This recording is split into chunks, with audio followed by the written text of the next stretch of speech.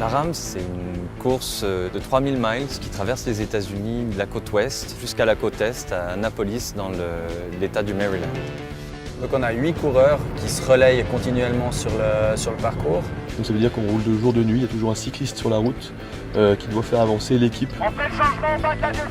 Go, go, go, go, go. Et pour réaliser et finir la course, on doit la réaliser en moins de 216 heures, ce qui équivaut à peu près 9 jours. L'objectif du projet, il était avant tout de faire participer monsieur, madame, tout le monde à une course d'ultra-endurance tout en sécurisant le capital santé de ses participants.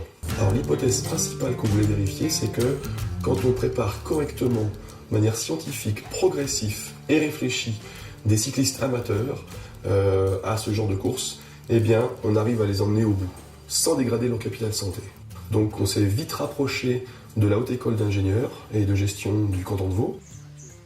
The Embedded Information Systems Institute is specialized in the development of data acquisition and transmission systems. For about 10 years we develop localization and tracking systems for sport applications, typically heart rate, speed, cadence and pedaling power. All those data were transmitted to the accompanying vehicles and then further transmitted on the internet through GPRS, 3G or even satellite communications. We had to measure the body temperature and the outside temperature. And on top of that, we had to adapt the whole frequency communication system in order to comply with US regulations. On s'est aussi entouré de l'Institut des sciences du sport de l'Université de Lausanne. At the Institute of Sport Science of the University of Lausanne, we take care of athletes preparing for gold medals, but also we apply our science to sedentary people that want to lose weight. So to prepare amateur to cross the America by bicycle, it's pretty simple because you have to apply the same concept you would apply to an Olympic champion. The regularity in training and the intensity of training has to be applied the same way to these athletes and to make them understand that they have to discipline themselves to make sure that they will benefit the most from their training program.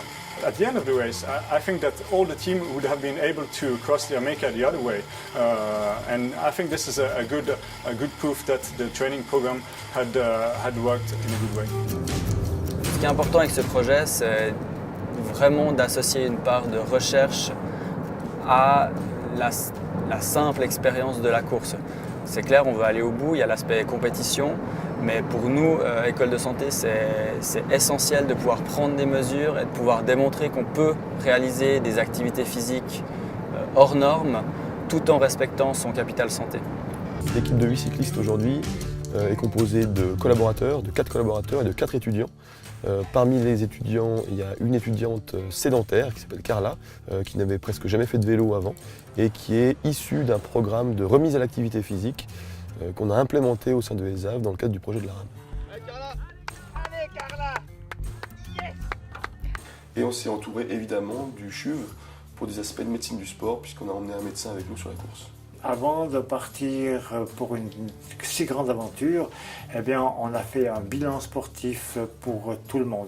Et ce bilan sportif concernait surtout la personne qui a participé et qui était totalement sédentaire avant de commencer les entraînements. Ce n'est pas le problème des 4800 km, c'est surtout le problème des conditions dans lesquelles on a pédalé. Il y a deux éléments. Un, la chaleur, et puis l'autre élément, c'est qu'on a passé des cols à passer de 3000 mètres.